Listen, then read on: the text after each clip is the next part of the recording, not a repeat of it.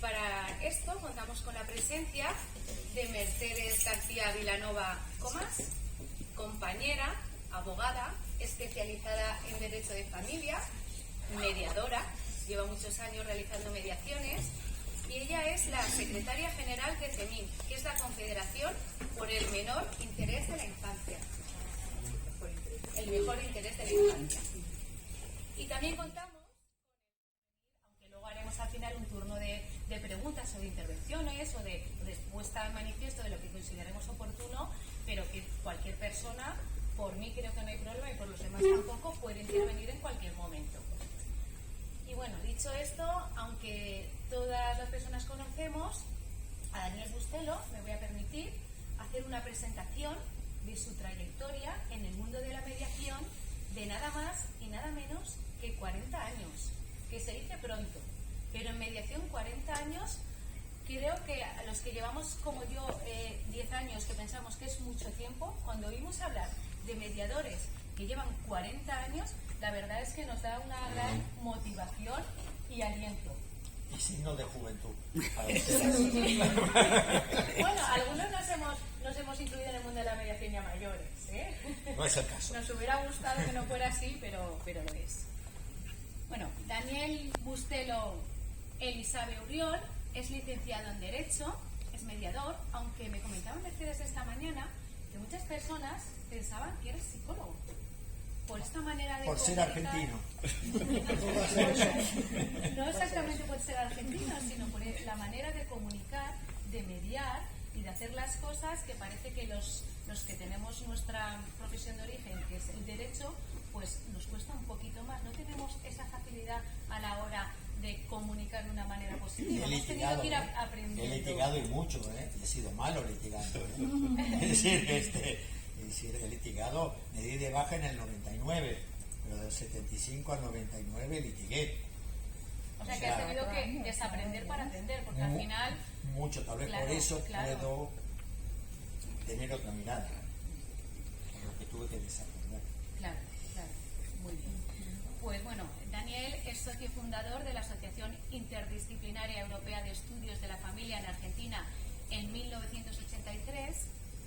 También es socio fundador de AIEF, que es esta asociación que acabo de mencionar, en España en 1991, docente y mediador de la asociación, socio y fundador del Foro Mundial de la Mediación, profesor en la Universidad Pontificia de Comillas de Madrid, profesor invitado a múltiples formaciones, maestrías de mediación y congresos en 22 países, y autor de ensayos como Mediación Familiar Interdisciplinaria, que escribiste en 1993, y La Mediación, que escribiste en el 2009.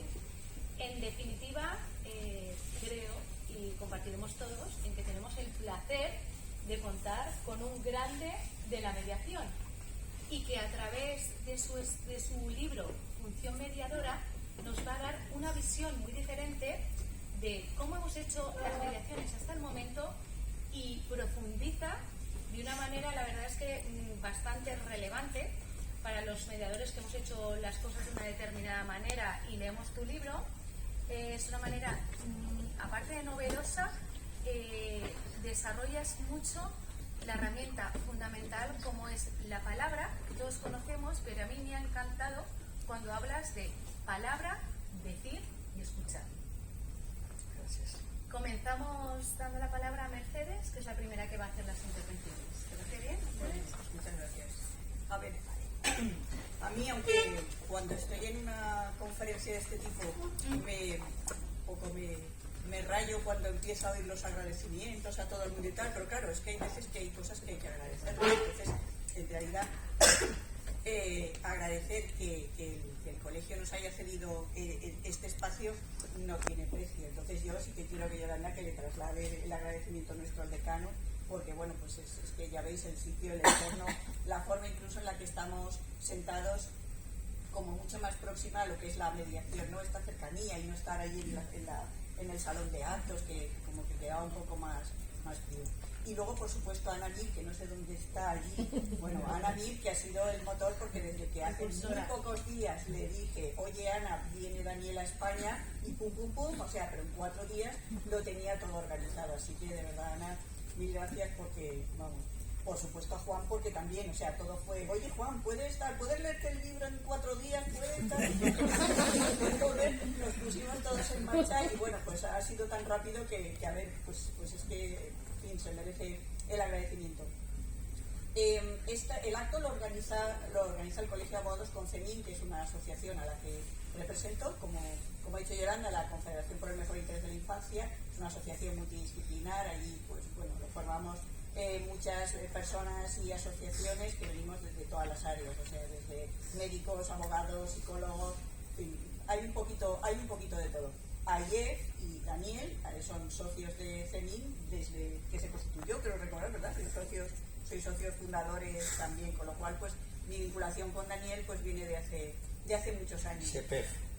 Exacto, entonces empezamos siendo la Confederación de Puntos de Encuentro, y porque todos en aquel momento estábamos gestionando puntos de encuentro familiar, solo que bueno, pues después cada entidad ha ido evolucionando de una manera. Pero bueno, aquellos eran nuestros antecedentes y nuestro punto de conexión. Os cuento esto un poco porque hay unos cómics que hemos traído sobre mediación familiar que los hacemos en la Confederación en una serie que se llama No sabéis qué me pasa. Entonces hemos tratado muchos temas, pero hemos tratado en concreto uno de mediación escolar y otro de mediación familiar.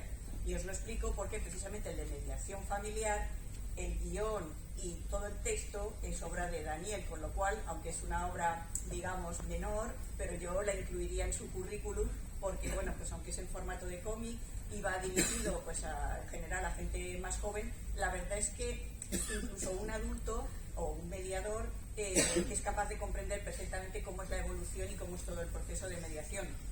Y hemos dejado unos cuantos en la mesa que hay al fondo, hay más, que decir que quien quiera se puede llevar uno para verlo o lo puede descargar desde nuestra página web de manera gratuita, pero vamos, que al fondo en la mesa hemos dejado unos cuantos.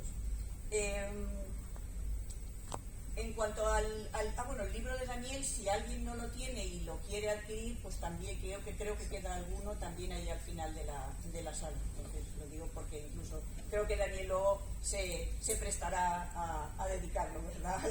a los pocos que quedan. Y si no, se entra en la página web de la editorial CEPIN y ahí lo encuentran. Y ahí, efectivamente, desde la página web también. Bien. El libro de Daniel, pues bueno, tendréis ocasión de leerlo. En realidad no esperéis encontrar un manual detallado, sino que es un ensayo, es una reflexión que él hace pues precisamente de su actividad durante todos estos años de trabajo. La perspectiva de Daniel no se va a decir que es diferente, pero sí es distinta a la mayoría de las que vemos. Yo os lo digo como alumna que he sido de él y de ayer, porque yo me formé allí, aparte de hacer el máster aquí en el colegio y otros cursos, pero yo hice mi formación también allí. Creo que hay alguna persona más en la sala que la hizo allí, y entonces sabe de lo que estoy hablando. Es decir, es un punto de vista un poco diferente. Yo creo que haciendo el máster con Daniel fue cuando yo verdaderamente entendí lo que era la mediación. Me cambiaron muchos conceptos y mucho la forma de pensar. Yo, por ejemplo, aunque lo estábamos comentando en la comida, pero el hecho, por ejemplo, de que se nos insistiera tanto en el tema del registro personal del mediador, a mí en aquel momento pues me parecía un poco, no sé, hasta fuera de lugar, hasta que poco a poco con el tiempo fui entendiendo el porqué, ¿no? La forma en la que abordamos la mediación, cómo nos sentimos ese día y en ese momento, todos los problemas que nosotros traemos de casa que nos pueden afectar en cuanto entramos en la sala y que tenemos que dejarlos de lado. Pero no solamente los problemas diarios, es que no somos los mismos hoy, ni hace 10 años, ni dentro de 5. Nosotros vamos cambiando. Yo a veces cuento el ejemplo de los jueces cuando ponen las sentencias, que no es la misma la sentencia en derecho de familia que pone un juez soltero a la que pone un juez casado, ni el juez que no tiene hijos al que tiene hijos, ni el juez divorciado, porque el juez divorciado de repente empatiza con lo que le está pasando a estas personas que está juzgando. Quiere decir que en ese sentido, pues eso, todos cambiamos y nuestra forma de actuar, pues va cambiando. Entonces, claro, cuando entramos en la sala de mediación, todo esto tiene que quedar fuera, tiene que quedarse. Y por eso me acuerdo que nos insistían tanto precisamente en el tema del registro personal, que ahora luego, cuando empecemos a comentar cuestiones del libro, pues lo podemos hablar. Pero sobre todo es eso, la importancia de que nos conozcamos un poco a nosotros mismos lo suficiente como para poder entrar en esa sala de mediación e intentar despojarnos de todo para entrar como vacíos a la sala. Bueno, por entrar un poco en el tema, porque lo que habíamos pensado era el formato de ir comentando cosas del libro y un poco dar también pie, pues eso, con algunas reflexiones a que Daniel hablara y a establecer un poco de diálogo entre nosotros y entre vosotros, los que queráis participar. Fijaros, el libro yo creo que empieza haciendo una introducción en la que explica un poco lo que ha sido la evolución. Yo no sé si os acordáis, cuando empezábamos a hacer mediación, él empezó antes porque es evidentemente más mayor que todos nosotros, pero por los años de experiencia nada más, pero aún así, cuando nosotros empezamos, pues me acuerdo que yo, por lo menos, cuando entraba en la sala de mediación, pues me preocupaban una serie de cosas que para mí, o sea, era como lo que me generaba más agobio, ¿no? Recordar todas las técnicas, todas las herramientas, cómo tenía que hacer tal, cómo tenía que preguntar si la cinta circular, si no sé qué, y entraba con esa presión de no olvidarme de nada. Y claro, este querer hacer las cosas así, un poco pensando, tengo que ofrecer un resultado a los mediados. Además lo tengo que hacer rápido, porque yo le estoy vendiendo la mediación como que es pues algo que le va a ahorrar tiempo. Sí, claro, eso era un poco el planteamiento que hacíamos, cuando en realidad, si hay algo precisamente importante, es no tener prisa en la mediación y darle a los mediados el tiempo que necesitan, puesto que cada uno tiene sus tiempos y tiene sus momentos. Entonces, claro, en aquel momento empezábamos de esa manera. La reflexión, tras leer el libro, precisamente la reflexión que he hecho yo, invitada por las reflexiones que hace Daniel, es eso, es decir, cómo hemos cambiado, ¿no? Como la canción, cómo hemos cambiado, cómo hemos ido adaptándonos y cómo nos hemos ido dando cuenta de que tenemos que eliminar muchas cosas para centrarnos en lo que hay que hacer, que realmente es escuchar, que se sientan escuchados y ir reflejando ese proceso, pero precisamente mediante el habla y la escucha, pero el habla y la escucha pues empleada pues como ahora nos comentará Daniel que tiene que ser. Y yo en realidad bueno, aparte de que me gustaría que contara, porque eso lo cuenta muy bien, cómo es la mediación en el mundo anglosajón y cómo es en el mundo latino, que a mí siempre me gusta mucho cómo lo cuenta, pero a mí sí que me gustaría un poco que esto mismo que yo os explico tan mal, pero que él sí que nos diera un poco esa pincelada de cómo ha sido esa evolución, o sea, de cómo ves tú el antes y el ahora, la foto de entonces y la foto de ahora. Bueno, gracias a ambas por organizar esto en este lugar que es un verdadero placer estar, así que realmente muchísimas gracias de corazón. Yo creo que tampoco hubo tiempo, todo fue vertiginoso. Sí, lo que ocurre que yo de joven viví un año en Estados Unidos como abogado con empresas, trabajé en todos los 80, cuando no había todavía ni fax ni internet, por supuesto. Entonces una semana viajé 3 veces a Buenos Aires y Miami, porque hablaba con la gente de allá, hacíamos los borradores, iba a Buenos Aires, hablaba con los de Buenos Aires, hacía los borradores, volvía en otra época. Entonces desconozco, digamos, he trabajado mucho con ellos, ¿no? Y cuando yo leí Harvard, me pareció que estaba muy bonito presentado, pero cuando me pregunté qué eran las posiciones y buscaba en los libros que me definieran las posiciones de manera tal que me fuera una herramienta para algo, no lo encontraba. Y menos los intereses, más complicado aún. Y entonces la primera cosa que hice, bueno, fue tomar francés franco-argentino Enrique Pichon Rivière, que dice que el ser humano es el sentir, el pensar y el hacer. Yo desdoblé el hacer en hacer y decir, y traté de ver cómo funcionaban esas cuatro cosas en el estado de posiciones o en el estado de intereses.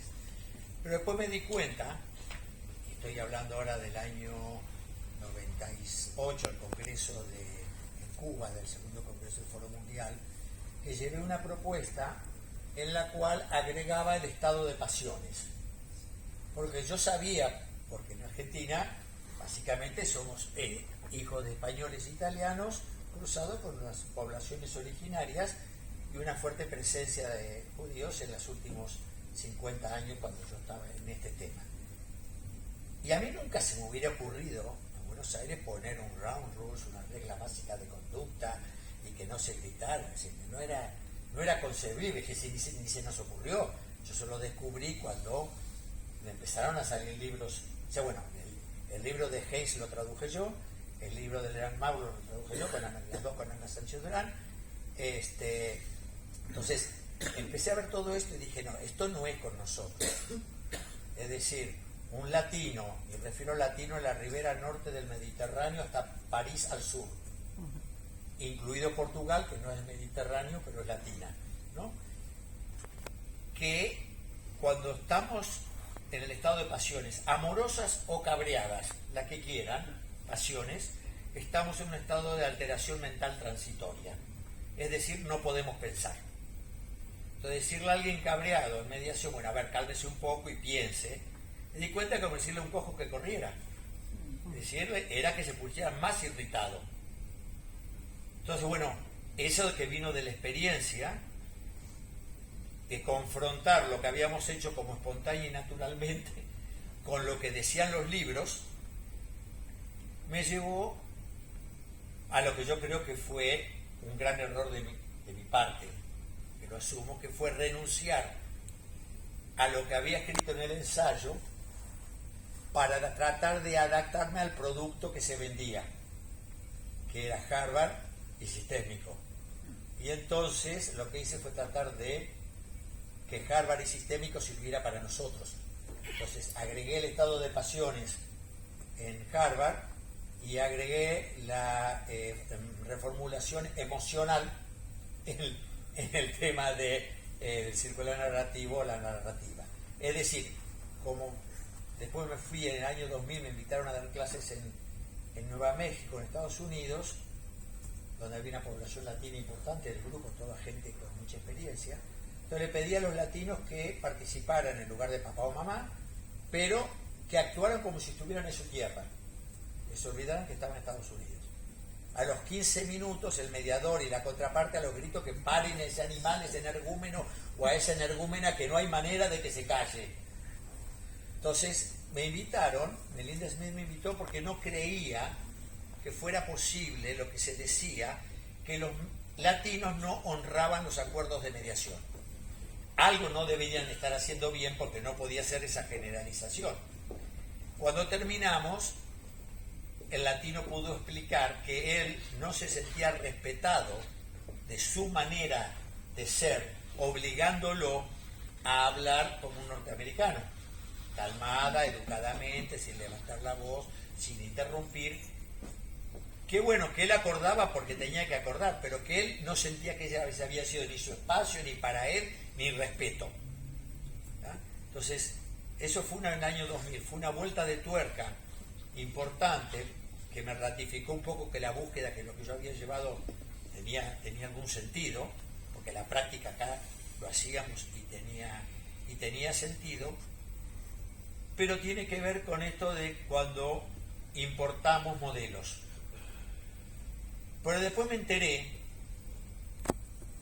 en el 2004, 2003, porque a partir de ahí en el año 2000 se reunieron todas las fundaciones que hacían mediación que no fuera jurídica, se juntaron para hacer una sola para poder hacerle frente a la American Bar Association, que había decidido entrar en el mundo de la mediación. Y dado que el poder era tan grande, todas las fundaciones se juntaron en una sola para poder estar y hacer un código deontológico que tomó 5 años hacerlos y que es muy, muy bueno. Y ahí me enteré ¿por qué los abogados americanos querían la mediación? Porque tenían prohibido reunirse con la contraparte y sus abogados si no era con taquígrafos. Entonces nadie podía hablar ni decir lo que quería hablar y decir. Y la mediación permitía sacar el taquígrafo de la sala, porque ellos, la institución de conciliación como la conocemos en el derecho continental, napoleónico, no la tenían. Entonces nos exportaron la conciliación con el nombre de mediación. Como nosotros la conciliación la hacíamos de toda la vida, quedamos en ese lugar que llamábamos mediación, pero hacíamos conciliaciones, porque las escuelas que venían de Estados Unidos, porque aunque Sarah Koch fuera psicóloga y su marido es Luke, psicoanalista y fundador de Sistémico, ella fue durante un año directora en Harvard. Después no pudieron, el matrimonio no funcionó, pero ella tiene un razonamiento muy racional, muy jurídico en el fondo, muy cognitivo-conductual. Entonces, esto que a ellos les funcionaba, acá no funcionaba. Después, cuando llegamos en un momento, llegamos a atender en el IEF, entre el 2004 y el 2011, 1.700 familias por año. Claro, la experiencia fue sostenida con mediadoras y mediadores que supervisaban, digamos, porque para mí es fundamental, ya no recuerdo si era una vez cada 15 días o una vez por mes, fuera una o la otra, ahí se chequeaba todo lo que se estaba trabajando y se corroboró que esta práctica era operativa. Y este libro le pone teoría a esa práctica. La pandemia me encerró, tuve tiempo de leer, encontré pensadores maravillosos, me daban, entonces por eso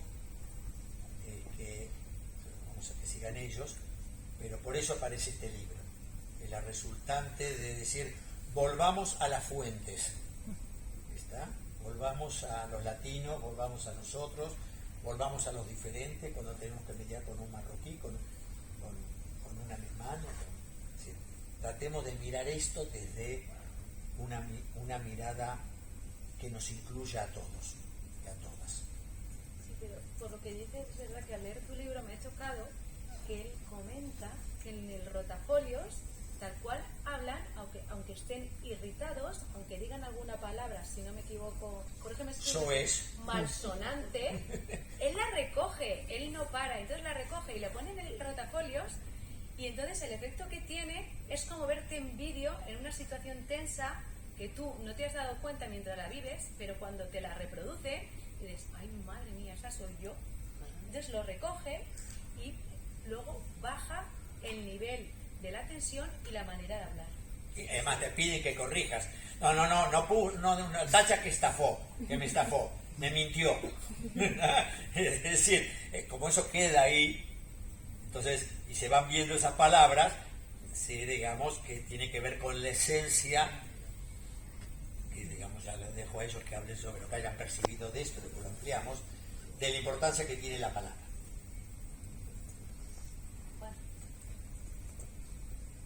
Antes de agradecer, eso es poner el espejo. Tú pones el espejo. Entonces el tipo se ve en el espejo. Dicho eso, es que si lo decía luego ya no tenía sentido. Es un honor estar aquí. Gracias Ana, gracias Yolanda, gracias Merche, por supuesto gracias Daniel. Daniel es un maestro de la mediación. Y para mí es un honor estar a su lado hoy comentando su libro. Yo me he leído el libro, incluso he tomado notas en el libro. Incluso hay cosas del libro que me gustan más que otras, pero solo voy a hablar de las cosas que me gustan. Es un cobarde. O muy bien educado, fue su paso por Inglaterra. No es incompatible una cosa con otra. Entonces, ¿qué es lo que me gusta de su libro? Prefiero, el foco hoy es Daniel, no, por lo tanto vamos a ver qué es el libro de Daniel. Entonces el libro de Daniel tiene 3 partes, 3 capítulos que me parecen la esencia del libro. a mí.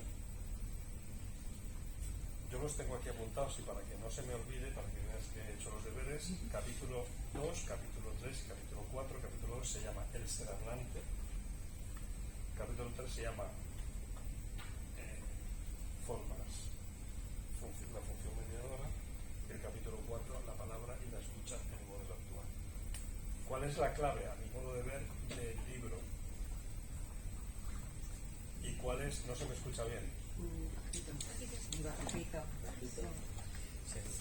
Se le daba, se pegaba 3 segundos. Y ahora se me escucha bien. Lo que he dicho antes se me ha escuchado. Más o menos. Bueno, estaba insultando ahora. Entonces, lo que quiero decir es que lo más importante del libro, a mi modo de ver, es la palabra escucha y la palabra palabra. Escuchar, hablar, oír, decir. Y yo suelo decir siempre una cosa. Cuando nos miramos al espejo, que es lo que tú haces con el rotafolio, dedicas un capítulo al final al rotafolio, que es lo que ha dicho Yolanda, lo que tú haces es poner un espejo para que las partes vean lo que ha dicho Yolanda. Esto no puede ser que lo haya dicho yo. Pues sí. ¿Qué nos ocurre cuando nos miramos al espejo por las mañanas? Qué susto. Eso serás tú.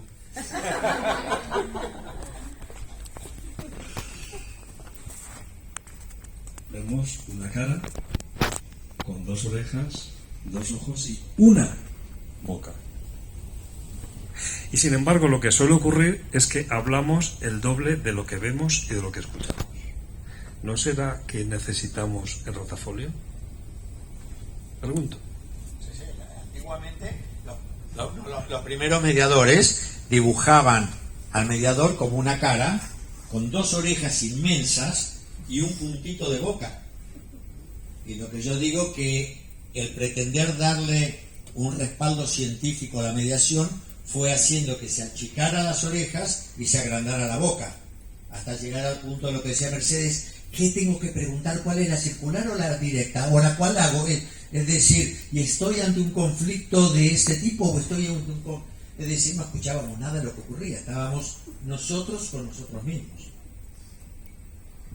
Entonces, al final, Daniel, cuando habla de la función mediadora, que es lo que da título al libro, él dice que la función mediadora consiste en conseguir que las partes se escuchen. Los mediantes. Mejor, sí, tienes razón. Voy a hablar mal, entonces. Entonces, sí, los mediantes. Entonces, o los mediados. Lo que pasa es que yo decía antes mediados, y el mediado es alguien que es operado. También digo mediado. Claro, yo decía mediado, pero después me di cuenta que es alguien que lo median. Y entonces un alumno me dijo, la palabra correcta es mediante, aunque pueda decir otra cosa. La palabra lingüísticamente correcta es un mediante, es un mediador y un mediante. Está como hay un psicoanalista y un psicoanalizante. Está. Entonces, esa es la palabra. Y de mediado, que parece más útil de que lo estamos manejando, es mediante. Si tú lo dices, le llamaremos mediante. No, va a ser un problema esto tiene que ver cómo la palabra que usamos inconscientemente nos coloca en un determinado lugar. Si son partes es una cosa, si son participantes es otra, si son mediados es otra, y si son mediantes es otra. Es decir, lo que cada uno dedica es hacer cargo de la palabra que utiliza. Simplemente como puso boca mía, yo uso la de mediante. Perfecto. Cada uno use la que quiera. Correcto. No. Hace cargo que las palabras tienen significantes y significados. Y en eso tiene toda la razón, y además, me alegro que me lo hayas dicho. Yo, por mi deformación profesional, llamo partes a quienes tienen el conflicto que yo trato de estropear o de resolver. Entonces, ¿cuál es la función? Que las personas en conflicto se escuchen. Bien, pues esa es la clave de todo. Yo creo que esa es la esencia del libro. Luego dedicas una parte a diferenciar entre oír y escuchar.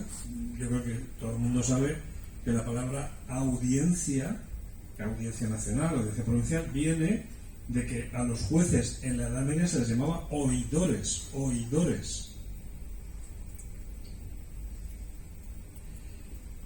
Y tenemos que pasar a ser escuchadores. Eduardo Cárdenas, un juez argentino en lo civil que trabajaba, ya se jubiló de manera excepcional, en un workshop en el Instituto de Sociología Jurídica de Oñati del año 93 o 94 que hicimos, confesó que audiencia viene de audire, y él a las audiencias jamás iba de audire, él iba a decir, él había leído y él iba a decir, que nunca escuchar. Y cuando tuvo el coraje de decirlo en un taller, cuando se dio cuenta de esto, cambió toda su modalidad de trabajo, con un éxito tal que pasado el primer año, durante 10 años no le apelaron ninguna sentencia, ni hubo ejecuciones de sentencia en su juzgado, solamente de familia, o de familia, no se ejecutaron sentencias y no se apelaron sentencias, casi nada. La envidia de sus compañeros fue que entonces lunes, miércoles y viernes iba al juzgado y martes y jueves daba clases con sus 4.000 expedientes, y entonces intentaron hacerle un juicio político de destitución, que fuimos los abogados que le defendimos, porque todos queríamos que nos saliera sorteado el juzgado de Eduardo Cárdenas. Yo conocí a Cárdenas en esa época, e incluso algunas cosas que hacía Cárdenas empecé a hacerlas, en una época en la que eso era muy extraño, sigue siendo extraño hoy, pero en aquel tiempo, hablo del año 93, 94, Cárdenas, por ejemplo, una cosa que hacía era que enviaba una carta. Cárdenas era juez de familia, Buenos Aires. Entonces él enviaba una carta, no una providencia, una resolución, una carta a las partes diciendo que se dejaran, básicamente, bueno, hacía muchas cosas, pero básicamente decía, déjense ustedes ayudar. Y yo empecé a utilizar esa carta. Y entonces llevaba muy poco tiempo la carrera judicial. Al final dejé de utilizar esa carta porque nadie lo hacía, y porque incluso algunos de mis queridos compañeros estaban en contra de esto. Eduardo lo que decía, bueno, yo soy el juez que ha sido designado por el Estado para atender su asunto, es decir, estoy a su disposición para saber qué es lo que usted espera de mí. Mi idea es tratar de ayudar para que el derecho se aplique de una manera que le sea útil a usted y a sus hijos, y cualquier situación, está en el juzgado 9, la valle tanto, el piso sexto, puede venir en cualquier momento que usted lo necesite. Una dirigida a él y otra dirigida a ella. No es lo mismo recibir la cédula de notificación que recibir la carta del juez. Bueno, pues esa experiencia empecé a hacerla y tuve que dejarla. Alguna experiencia tengo con algún abogado que vio que hacíamos esto, que yo hacía esto, dejé de hacerlo porque ahora ya tendría otra opinión, no haría otra cosa, pero ya llevo 30 años en la carrera judicial. En aquel momento yo acababa de empezar la carrera judicial. Y compañeros y compañeras que llevan muchos más años en la carrera judicial, yo pensaba que ellos tenían razón. Lo que pasa es que cuando uno vas, ahora fíjense el tema del lenguaje. A mí, ¿qué me resonó de lo que acabo de decir? Carrera judicial, ¿qué es eso? Lo decimos tan suelto. De golpe, ¿qué me resuena? ¿Qué me trae? ¿Qué es una carrera judicial? ¿Para llegar a la meta? ¿Qué tiene que ver la carrera judicial con impartir justicia? ¿Está? Y yo, también en Argentina decimos la carrera judicial. Lo he escuchado 75 años de mi vida y es la primera vez que me resuena, por el contexto de lo que estamos hablando, me resuena de otra manera. De esto se trata de escuchar, de dejar que las resonancias cómodas o incómodas aparezcan. Esta es como incómoda decirle esto a un juez que me está presentando el libro, pero que no lo hago con maldad, digo para que reflexionemos sobre lo que pasa con las palabras que usamos. Inconscientemente que traen una ideología atrás, un criterio atrás. ¿Está? Entonces, nada, de esto se trata.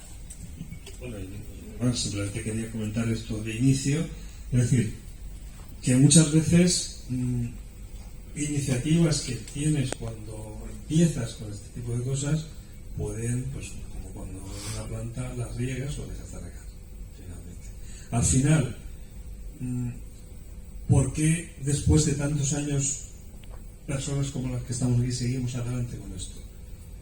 Pues porque creemos que es una buena forma de ayudar a los ciudadanos a vivir mejor, que es básicamente en lo que consiste una cosa que, si la digo, me vas a criticar tú inmediatamente, pero que lo dice la Constitución, que es hacer tutela judicial efectiva, intentarlo.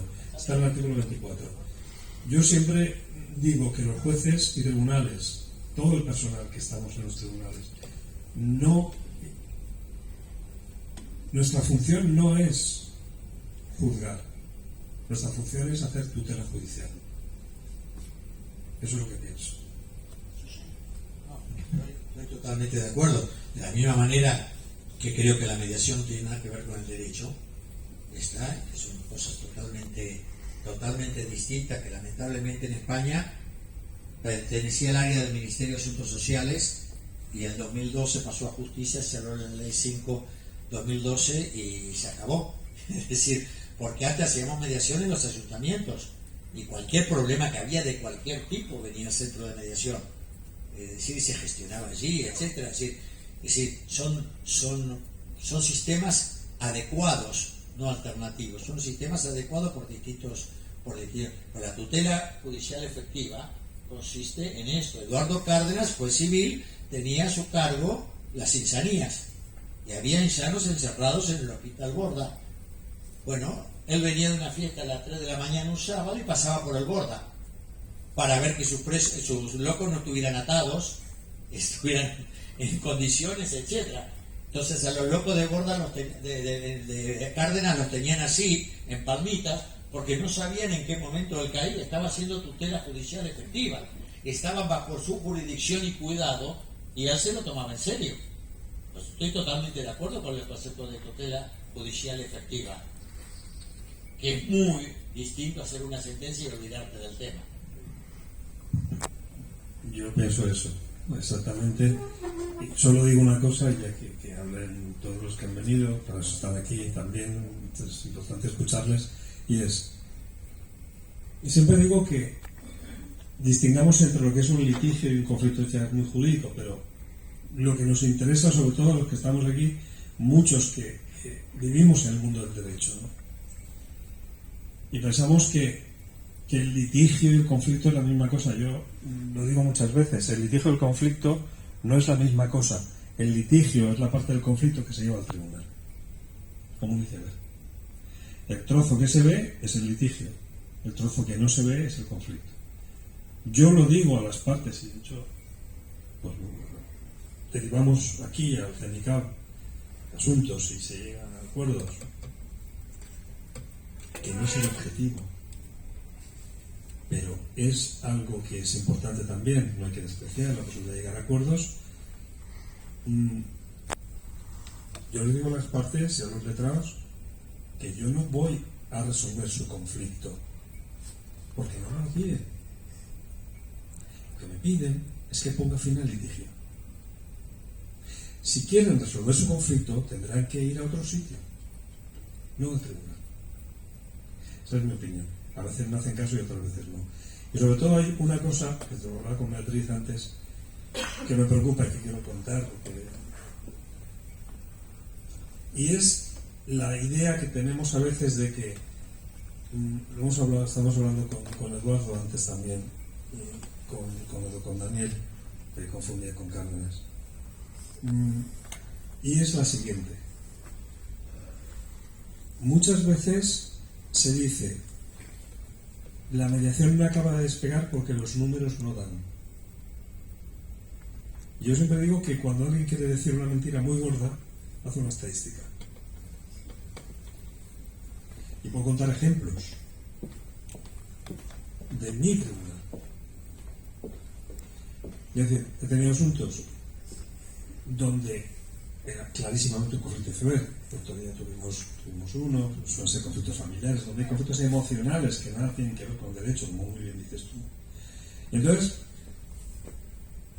llega el asunto al tribunal, se consigue el acuerdo en la vía civil, pero hay antes un montón de pleitos en el ámbito social, en la jurisdicción amarilla, pues hace la justicia, el amarillo es el color este, o en la jurisdicción roja, la penal, la contencioso administrativa. Y me ha ocurrido derivar un asunto a mediación en civil, después de un montón de conflictos, conseguirse el acuerdo y que no se apuntase eso en ninguna estadística porque han archivado el resto de procedimientos por petición de las partes, pero no han explicado por qué. Luego solo hay un palito de la mediación. Y luego otra cosa, cómo se apunta lo que no ha nacido, que es lo que Daniel dice. Lo importante de la mediación no es conseguir el acuerdo. No es conseguir el acuerdo. Si conseguimos que las partes se lleven un poquito mejor después de un proceso de mediación, no habrán nacido más conflictos. ¿Y cómo se apunta a lo que no ha nacido? ¿En qué estadística? Así que cuidado con eso.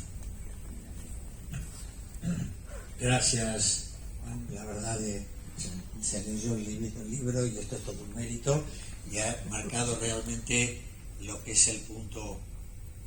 Es decir, yo me di cuenta que después de todos los años que trabajamos, nadie nos preguntamos quién es el ser humano con el que trabajamos, ni qué es la palabra con la que trabajamos. Entonces, al poderme estudiar qué era el ser humano hablante y el efecto de la palabra, es claro, todo se empezó a entender. Yo tengo una pregunta, Sí. porque yo también me he leído el libro. Es un lujo y un terror. Y además, además hay muchas cosas en las que coincidimos, que cuando, como ha dicho Mercedes, cuando empiezas de mediador, te sabes mucho la teoría y es como, ahora parafraseo, ahora tal, y no estás escuchando, te impide escuchar, pero a lo largo de los años vas aprendiendo y hay muchísimas cosas que comparto, pero hay algo. Bueno, antes quiero decir que siempre hablamos de oír y escuchar, pero hay algo en el libro que me ha gustado mucho, que me lo voy a anotar también. Hablar y decir. Hablar y decir no es lo mismo. El hablar sin decir obstaculiza la escucha. Con lo cual ya no es solo oír y escuchar, sino también hablar y decir.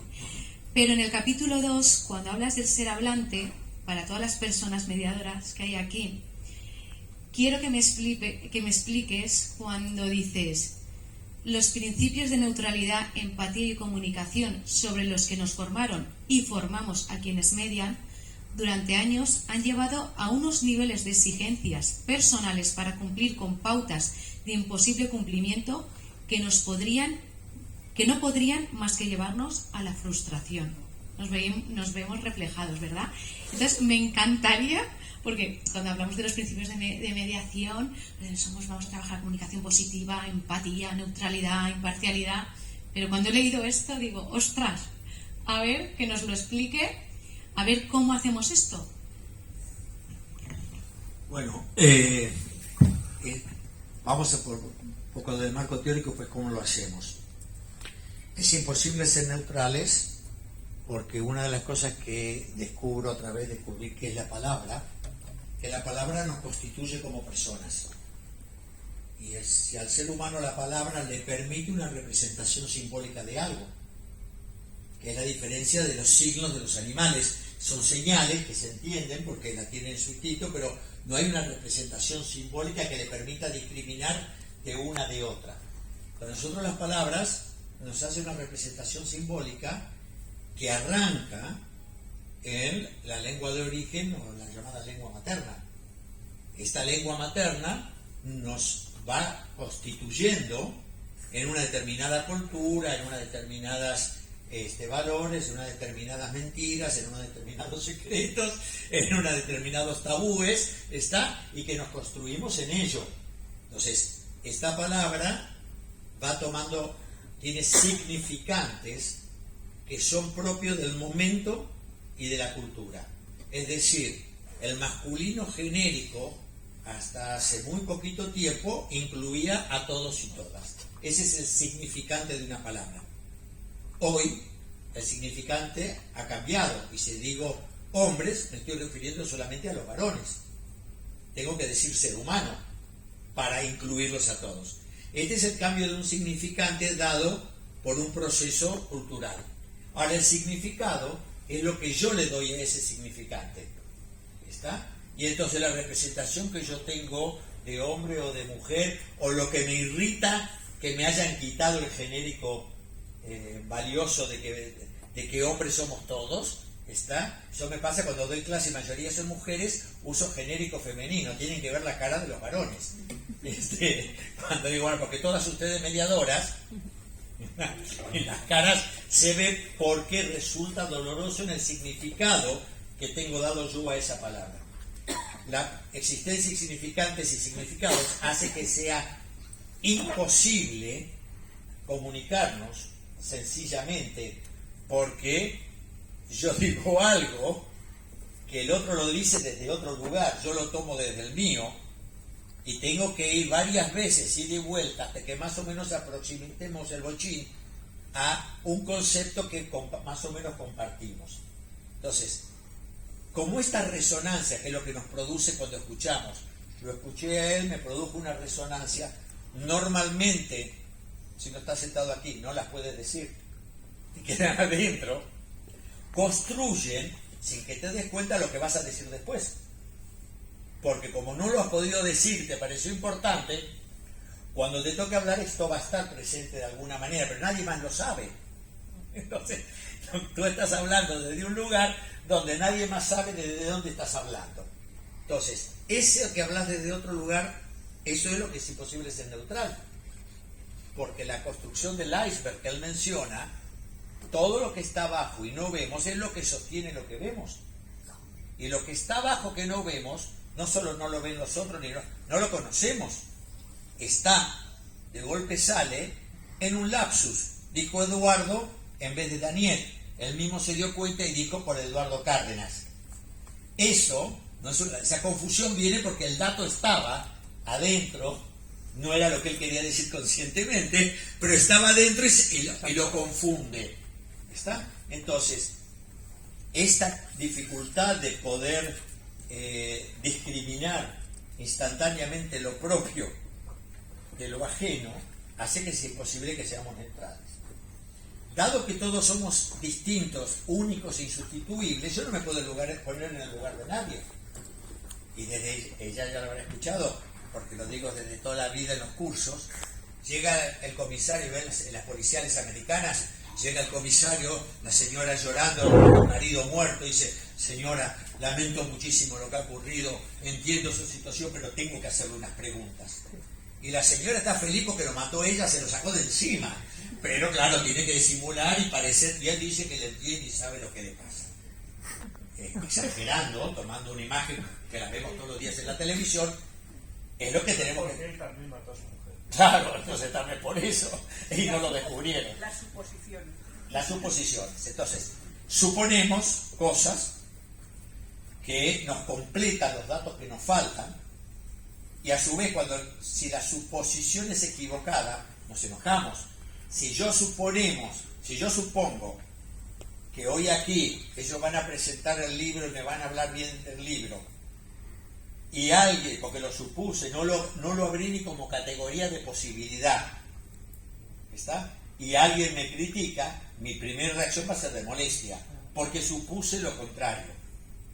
Entonces, este conjunto de suposiciones, de resonancias, de evocaciones, todo lo que trae la palabra, hace que la exigencia de ser neutrales, empáticos y restablecer la comunicación es 3 imposibles. Y si son 3 imposibles que les he enseñado y a mí no me enseñaron, pero yo lo he enseñado en un momento equivocadamente, esto hace que cuando no lo pueda hacer, ¿qué hago? Vuelvo a la profesión de origen, que es la que sé, que es la que me manejo bien. Entonces estoy haciendo una mediación y soy psicólogo, termino haciendo una terapia. estoy haciendo una mediación y soy abogado, termino haciendo una conciliación. ¿Qué es lo que sé hacer? Porque la propuesta enseñante estuvo equivocada. Una situación complicada que siempre me he replanteado. Estuvimos dando unos cursos a alumnos hace poco, a alumnos mediadores, y les hablamos del perfil de mediador. Es una persona neutral, es una imparcial, lo que hicimos siempre. Y claro, y ahora me dices tú esto, que te doy toda la razón, porque creo que muchos mediadores nos sentimos así. Un alumno hizo una pregunta, pero es que claro, ser imparcial es muy complicado. ¿Cómo se consigue eso? Claro, no supimos dar la respuesta, es que no se consigue del todo. Pero sin embargo lo decimos. Ni del Y todo, lo ni del exigimos. poco. Y lo exigimos. Entonces, ni del poco. Entonces, cuando decimos los principios de la mediación, ¿qué nos sugieres tú para no confundir a las personas, por no decir otra palabra, de lo que somos, que en realidad no somos, pero sí que lo hemos aprendido y lo tenemos que decir, aunque intentamos? ¿Por qué lo tenemos que decir? Esta es la pregunta. ¿Por qué no podemos dejar de decirlo? Este fue mi error en el libro segundo, ser infiel al libro primero. Y ese fue mi error. En vez de continuar con esta línea y desarrollarla, claro, llegué a España, tenía que comer. En el país de los hijos el tuerto es rey. La palabra mediación se confundía con medicación y meditación. Dije, pues nada, este es lo mío, ¿está? Y como los libros que aparecían eran de esto, y lo que UNAF y Ábside enseñaba era esto, pues nada, me adapté en la medida que, y lo que voy a decir aquí en este ámbito, lo digo con toda alevosía, en la medida que no se van a adaptar nunca nuestros compañeros abogados a la mediación, porque ¿quién le ofrece ganar o que ganen un pleito haciendo mediación? No hemos pensado en los abogados, hemos pensado en la reducción del presupuesto de justicia, hemos pensado en la supuesta cuidado de la gente, hemos pensado en nuestro nuevo área de trabajo y le hemos vendido como rápida, eficaz y barata. Si quieres vender algo mal, ¿quién te va a comprar un zapato que dice que es barato? Su gran mérito es que es barato. Ya vamos a ver cómo está hecho, ¿no es cierto? Entonces, lo hemos hecho sin pensar en nuestros compañeros.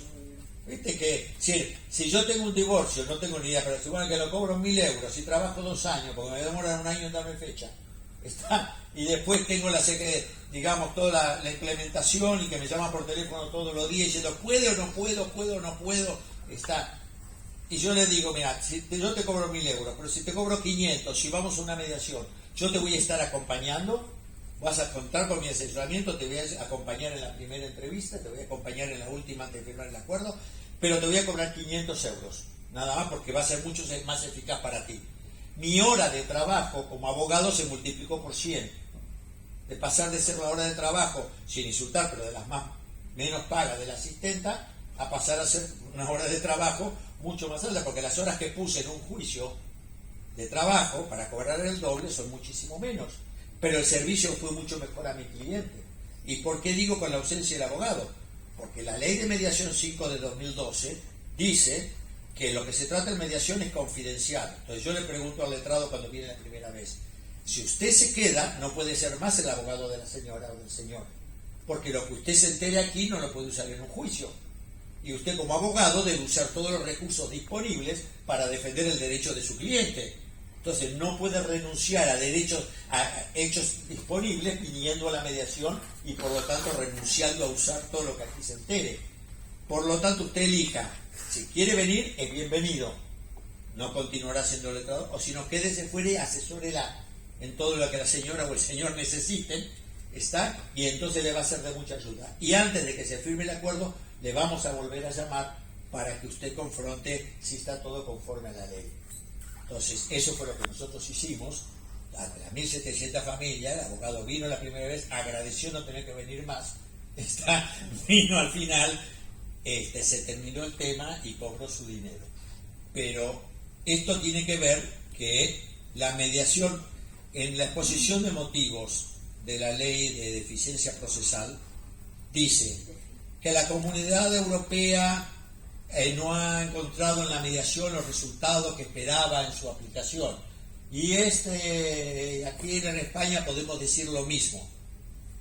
Ahora, yo me pregunto, ¿Qué deseo tenían los ministerios de justicia de las naciones y qué deseo tenían los mediadores? No se sentaron a hablar de esto. Fuimos corriendo atrás del tribunal nosotros para tener algún trabajo. En vez de ir a decirle, no, discúlpeme, usted está confundiendo gordura con hinchazón.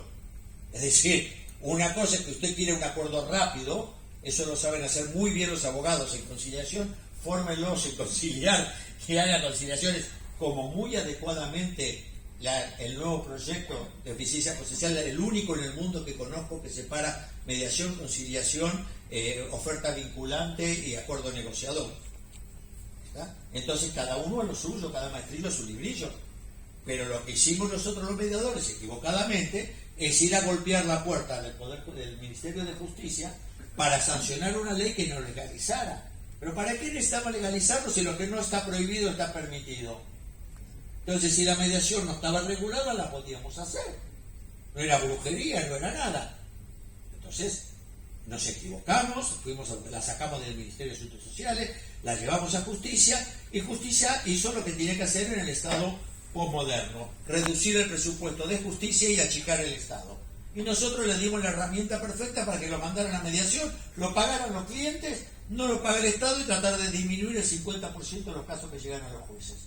Cosa que no haya que crear más juzgados, ni secretaría, ni jueces. Entonces, bueno, hay que tomarla, por lo menos yo hago la autocrítica de lo que yo me equivoqué. Y creo que al equivocarnos esto llevamos a la mediación donde no la queríamos llevar. Si nosotros mismos la llevamos a donde no deseábamos. Entonces, es cierto que este libro puede ser extemporáneo, porque debió haber sido antes para que no llegara a donde llegamos. Lo escribo en el momento en que lo siento y en lo que tal vez pueda abrir una puerta o una reflexión para que lo enseñemos de otra manera.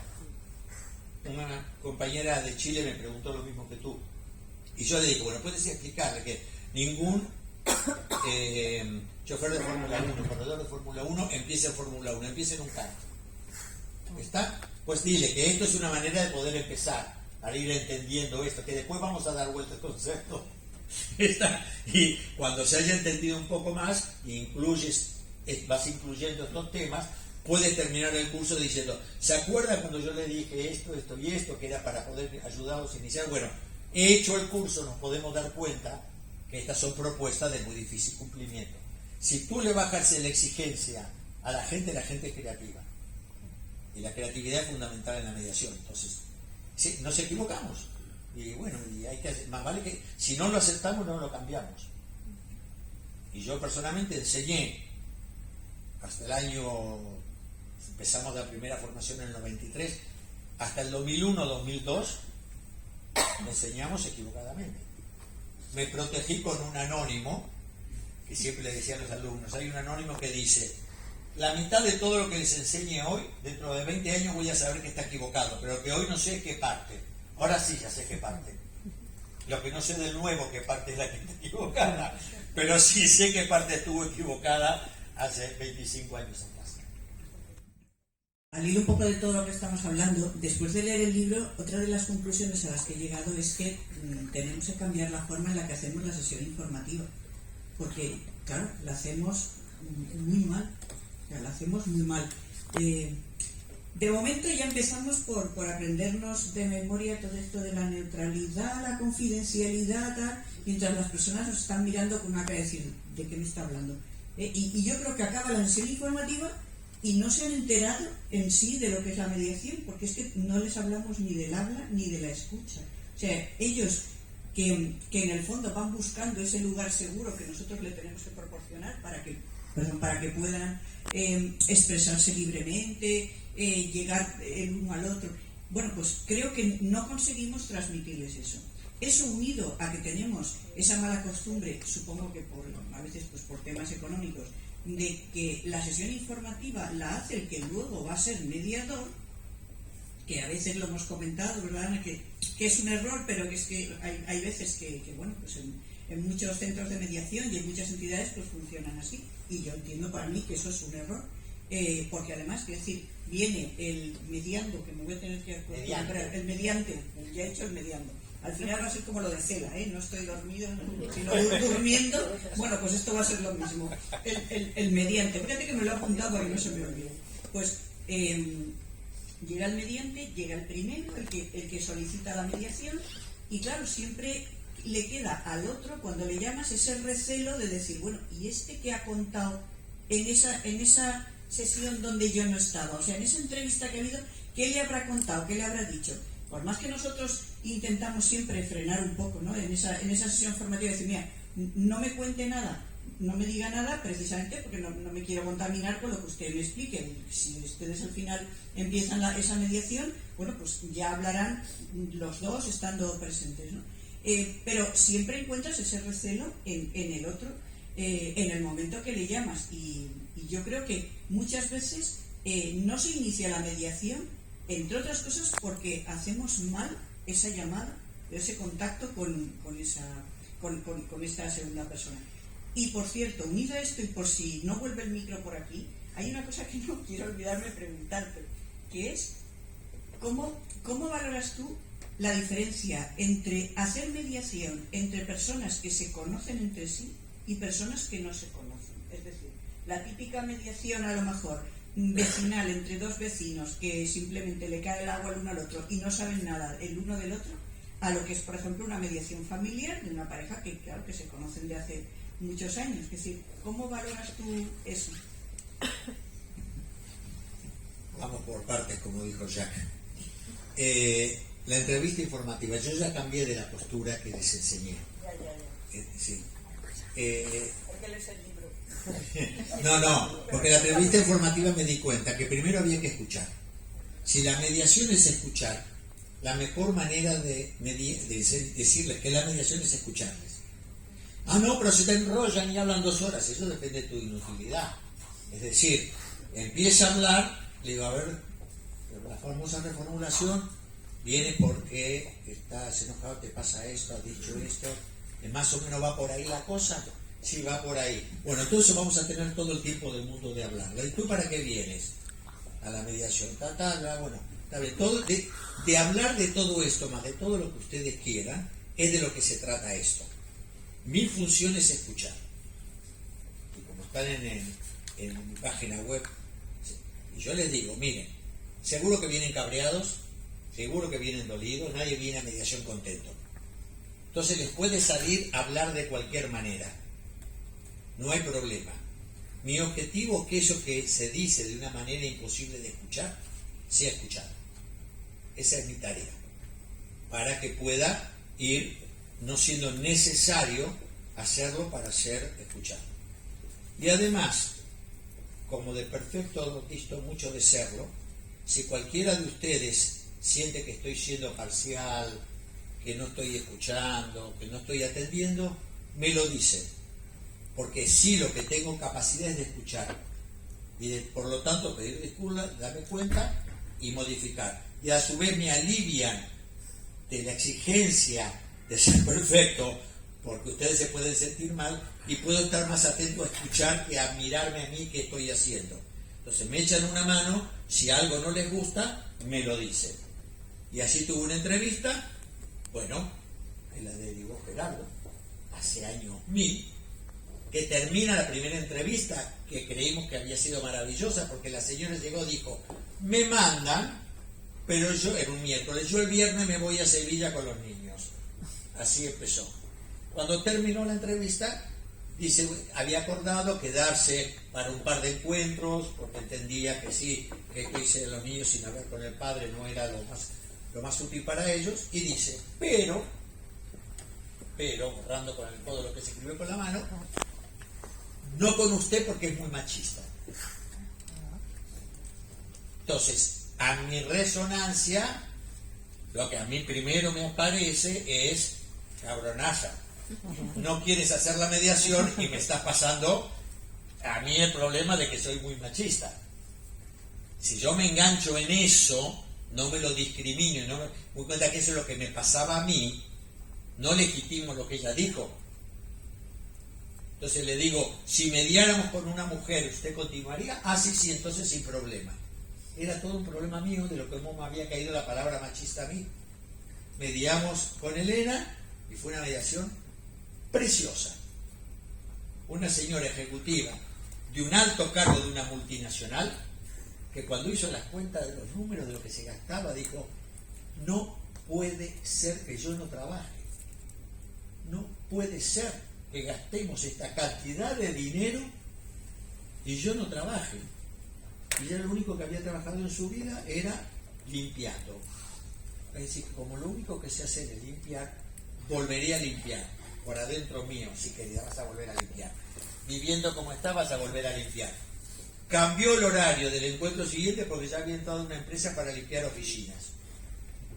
Y la señora, como la señora quería hacer oposiciones para un determinado trabajo, que yo nunca pude entender cómo le podía gustar ese trabajo, el señor que se estaba divorciando dijo que yo te pago todo por 2 años para que puedas estudiar y hacer las oposiciones. Si ganas, tendrás un trabajo y no tendré que poner más dinero yo por ti. Así que para que tengas tu trabajo, yo te financio. Maravilloso. Pero si yo me engancho que me dice que es machista, se acabó todo. Entonces, de todo esto adelante. El tema de la neutralidad es un temazo, ¿no? Vale. Entonces, es cierto que no podemos ser neutrales, ¿no? Pero no podemos dejar no podemos eliminar de la ecuación la neutralidad. O sea, para mí me parece una exigencia para hacer la función mediadora. Y ahora me has traído el ejemplo perfecto. O sea, yo siempre digo, ¿de qué forma podemos aproximarnos a la exigencia de neutralidad? Sabiendo justamente que no podemos ser neutrales.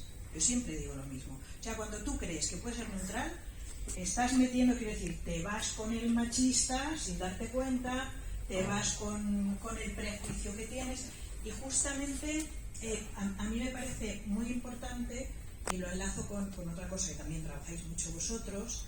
Bueno, trabajabais en AIEF, yo fui, ya te he comentado varias veces allí, que era el censo aprendizaje, registro personal. Esto es. Entonces, para mí la neutralidad está absolutamente ligada al registro personal, y me parece fundamental. Porque si tú no tienes registro personal de que te ha golpeado de alguna manera, que te haya dicho machista, no puedes poner la distancia necesaria, o sea, no puedes darte cuenta de que eso a ti te ha afectado de una manera en tu ser individual, no en tu ser mediador. Sí, sí. Y tenemos que hacer esta distinción. ¿Cuál es mi ser mediador aquí y cuál es mi ser individual, mi ser inmaculada, ¿no? Y para eso tenemos que estar continuamente con este registro continuo de qué es lo que a mí me está pasando en cada momento en la mediación. ¿Tal cual? Claro. Pero no podemos eliminar, para mí, o sea, para mí el tema de la neutralidad, la forma de tratar lo que yo tengo es sabiendo que no puedo ser neutral. O sea, sabiendo que si me van a decir que soy machista, a mí me va a tocar en algún lugar. Perdón, a cada uno le toca lo que le resuena. Por supuesto. Es decir, lo importante es que lo que me toca a mí, a él no le puede dar significado nada. Claro. Y eso es el registro personal, es saber lo que me pasa con lo que está pasando en la sala de mediación. Efectivamente, y hacer la distinción de lo que es mío propio y separarme en mi ser mediador y lo que es de las Claro, pero lo que pasa es que hay una cosa que planteamos como posible, que eso de separarme, no, es imposible que tú dejes, no. Uno no se puede desdoblar, uno es, yo soy yo, está con esto, y yo me doy cuenta que me cabrea, que la cosa de lo de machista está, pero lo que sé que no estoy escuchando entonces, pero lo que tú llamas separar yo lo llamo escuchar, es decir, voy a escuchar lo que me dice. Una oportunidad de un señor hace muchísimos años, cuando...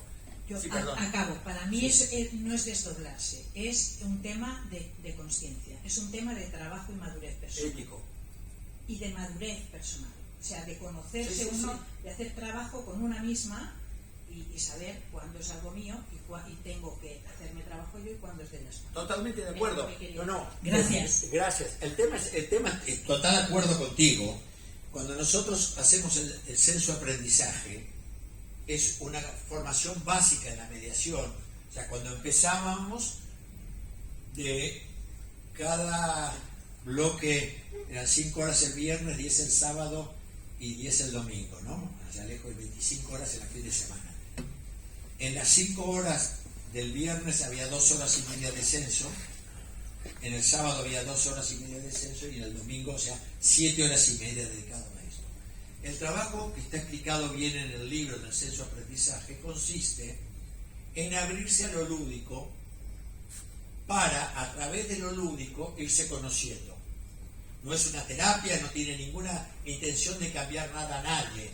Pero de la misma manera que podemos empezar con una tontería que es registrar tus partes duras y tus partes blandas. Acostate en el piso y fíjate qué huesos son los que se apoyan y que no se apoyan, que tiene que ver simplemente con empezar a darse cuenta. Pasamos a ejercicios, a juegos, que en todos ellos lo que vamos logrando es como después vamos a la palabra, y la palabra primero es ¿cómo te sentiste? Una cosa que descubrí cuando llegué en el 90 a España, y empecé con el 93 con esto, es que en España no había palabras para sentimientos, me sentía bien o mal. Y los alumnos eran incapaces de distinguir angustia, ansiedad, no existía, teníamos que escribir las palabras en la pizarra para que hiciera un proceso. España ha cambiado mucho, estoy hablando año 90, es decir, para que pudiera haber una identificación con una emoción. ¿Tá? En la medida que uno va pudiendo reconocerse las emociones propias, se puede dar cuenta que me cabrió. ¿Qué hago con el cabreo? Es un mambo mío. Pero me cabrió, y yo sé que si estoy cabreado no escucho. ¿Tá? Entonces, la otra, refleja muy del principio, porque eran pesetas, dice él, con las 10.000 pelas que le paso a ella vive como una reina con el nene. 100.000 pelas en un salario respetable. Yo debo haber puesto una cara de asco, porque vi la cara que puso él. Y cuando vi la cara que puso él, dije, como los médicos, lo pierdo, ¿no? Que se levanta y se va. Y entonces de ahí surgió un concepto que luego lo hemos utilizado, que es la legitimación genérica, que es, ¿qué habrá pasado en esta casa con el dinero para que este señor diga esto?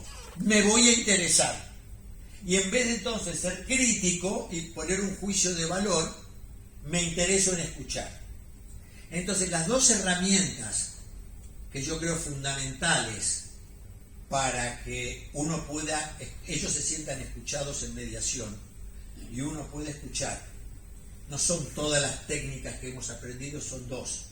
Una es el registro personal, saber lo que me pasa con lo que pasa y saber lo que es mío de lo que es de ellos, está para poder escuchar. Y dos es escribir lo que ellos dicen con sus palabras en la pizarra.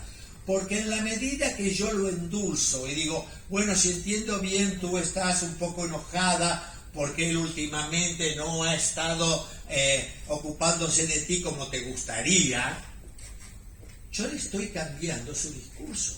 Y eso es una falta de respeto, porque le estoy cambiando la identidad, su manera de expresarse. Yo le tengo que respetar su manera de expresarse, escribir su palabra, y eso hace que él se haga responsable de la palabra que usa. Y si el otro o la otra se cabrea, hazte cargo. ¿Lo dijiste? ¿Qué problema hay para mí que se cabreen? Ninguno. Si yo están ahí para saltar suerte, porque yo sé manejar las situaciones y se cabrean. Para eso me pagan. Entonces, eso, él o ella opinan y empiezan a hablar sobre eso, y yo voy escuchando y les voy cada vez que yo escribo, evito la tentación de poner lo mío. Esto es lo que me ayuda a lo que yo llamo equidistancia funcional. Conservar igual distancia para la función mediadora. Pero igual distancia puede ser que te dedique a ti 15 minutos y a ella 5.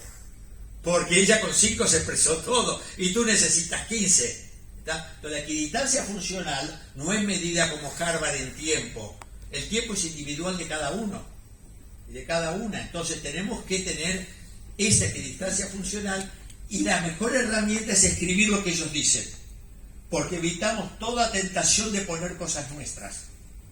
Entonces, en el fondo, al bajar la exigencia, centrarnos en tener registro de lo que nos pasa, reformularlo. Por supuesto que le reformulamos a ambos a la vez. Si le reformulamos a uno solo y le escribimos a uno solo, claramente dice, este salió con el otro, es parcial. Si te entiendo bien, tú has dicho bla, bla, bla, bla. Y si te entiendo bien, tú has dicho bla, bla, bla, bla. Bueno, entonces, ahora les voy a pedir que mientras que escribo, no hablen, porque me interesa poder no perder nada. ¿Eso para qué es? Para que se apropien de la lectura. Porque el efecto, las palabras puedo ignorar que la otra persona está sentada enfrente, al lado, pero no puedo ignorar la columna en el rotafolio. Entonces, voy y le escribo, ¿es esto lo que han dicho? Sí, sí, es esto por lo que han dicho. Y seguimos adelante. De esa manera, si quieren cambiarlo, la hoja está y vuelve y tacha. Y esto va construyendo lo que es pasar del hablar al decir. Yo hablo cuando no deseo ser escuchado. Y digo cuando necesito ser escuchado. En el momento que yo digo y tú dices, hemos creado un lazo de solidaridad. Nos necesitamos y reconocemos la necesidad. Eso arma el lazo social dentro de esa mediación, construye un lazo. Y ese lazo no es de conductas cooperativas, con la cual no creo que nadie vaya a mediación para hacer una conducta cooperativa. Va para matar al otro y que el mediador le dé la razón y le diga que el otro está equivocado.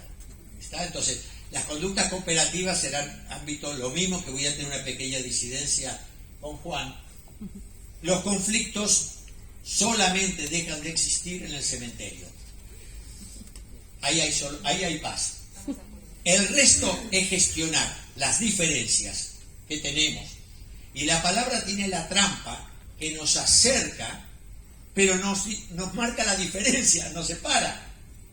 Entonces, ¿cómo hacemos con esto que nos junta y nos separa? Todo esto es complejo, excede este ámbito, por eso está escrito para abrir una puerta a que lo debatamos, a que lo discutamos, a que abramos una puerta a decir que la parte de abajo del iceberg existe y que por lo tanto no podemos ignorarla, por si no nos pasa lo del Titanic. Vio la punta por allá lejos, dijo yo paso y ahí se hundió. Si no reconocemos que la gente, que no las conocemos, que no sabemos nada de eso, que no sabremos nada de ellos, y que la gente habla de lo que quiere hablar, habla de lo que sabe que no quiere hablar, no habla de lo que no sabe que sabe, y que sale a través de alguna palabra sin tener la voluntad de decirlo.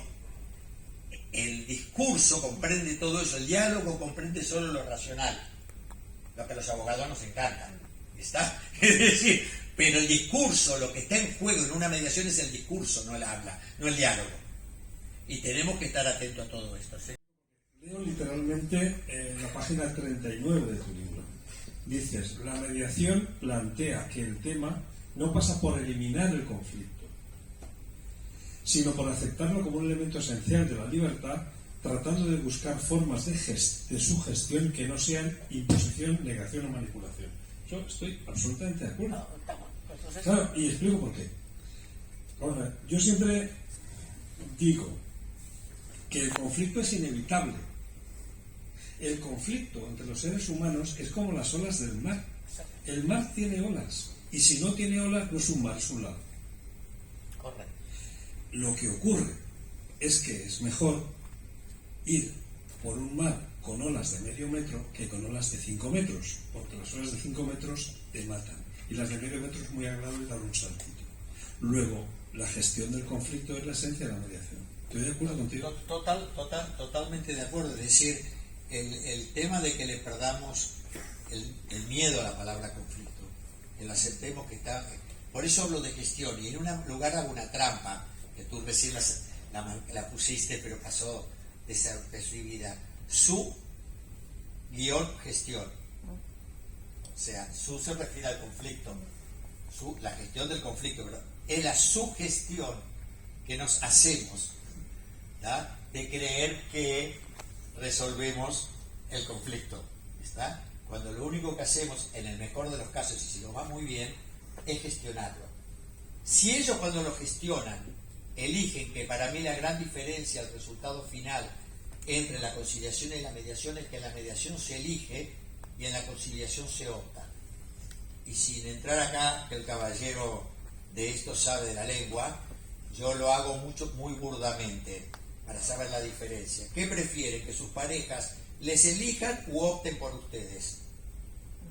¿Está claro? Todos queremos que nos elijan. ¿Por qué? Porque tiene un componente que vale más lo que nos llevamos que lo que no nos llevamos. Y en la conciliación pesa más lo que no nos llevamos que lo que nos llevamos. Entonces, en la opción. Entonces, la conciliación, en la búsqueda del acuerdo se hacen renunciamientos recíprocos. Y en la mediación, en busca del acuerdo, se hacen elecciones recíprocas.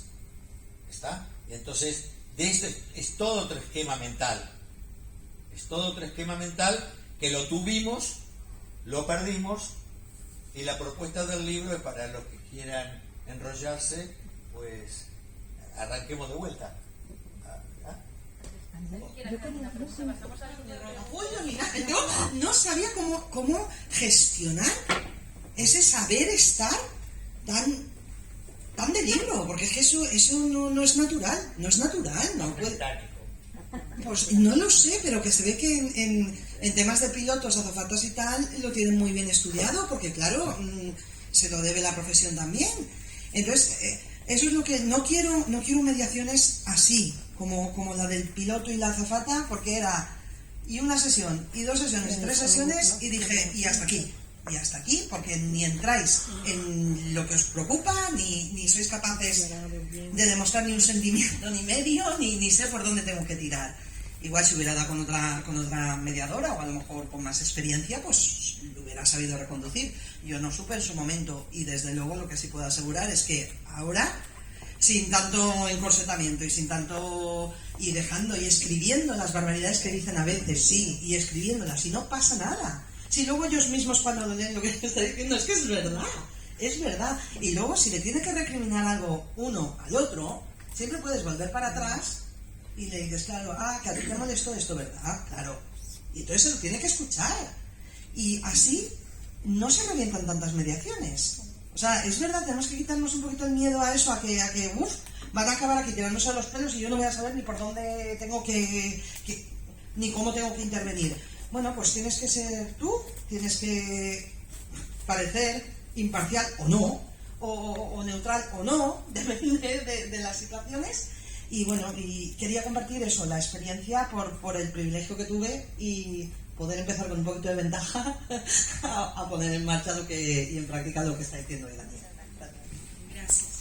Bueno, primero buenas tardes, soy estudiante de Derecho, los he escuchado con mucha atención.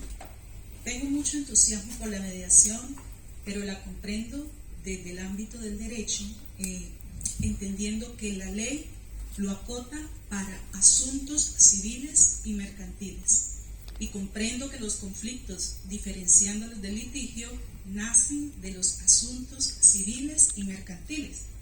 Me voy a enfocar en un contrato, ¿sí? Porque creo que todo lo que he escuchado hablar se centra en otros ámbitos, los asocia al tema familiar, al tema vecinal o a otro tipo de conflictos, pero en un contrato que ha nacido de la voluntad de las partes y la ley me dice que yo puedo gestionar ese conflicto atendiendo a la voluntad de las partes, la ley tiene un conjunto de disposiciones que dice qué es lo que debo hacer, cómo lo debo hacer, y está estructurada entendiendo que es para asuntos civiles y mercantiles.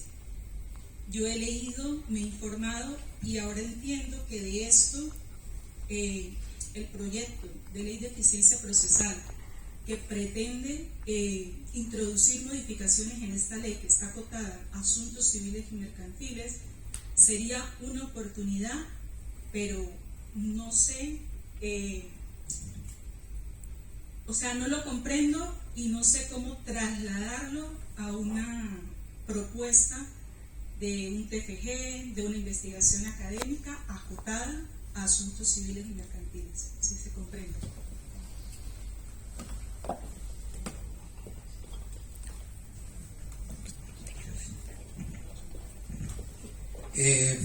Vamos a ver la medida.